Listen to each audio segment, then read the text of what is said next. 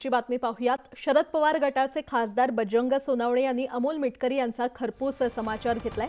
अमोल मिटकरी हे काय telephone operator आहेत का असा सवाल सोनवणे यांनी केलाय। तर अमोल मिटकरी हे दखलपात्र नाहीत, त्यांच्यावर मी बोलणार नाही, शेवटच्या श्वासापर्यंत पवार साहेबांची साथ सोडणार नाही असंही बजरंग सोनवणे यांनी म्हटलंय।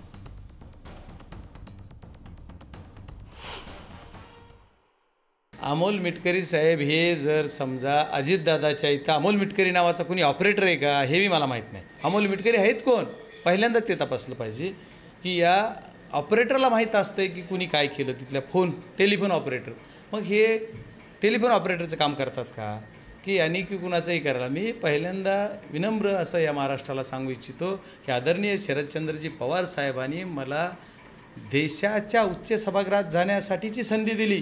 बीड जिल्ह्यातल्या जनतेने त्यांनी दिलेला जो विश्वास माझ्यावर टाकला त्या विश्वासाला पात्र करण्याचं काम बीड जिल्ह्यातल्या माझ्या 72 जनतेनं स्वाभिमानी जनतेने केलेलं आहे।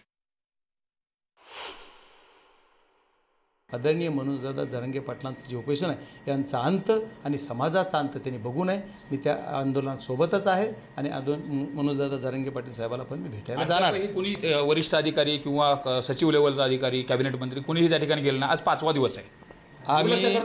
आपण जाणीवपूर्वक हे सरकार दुर्लक्ष करीत आहे। सरकारला याची किंमत मोजावी लागेल। जर यांनी अंत पाहिला तर माफ करणार नाही येणारा काळ।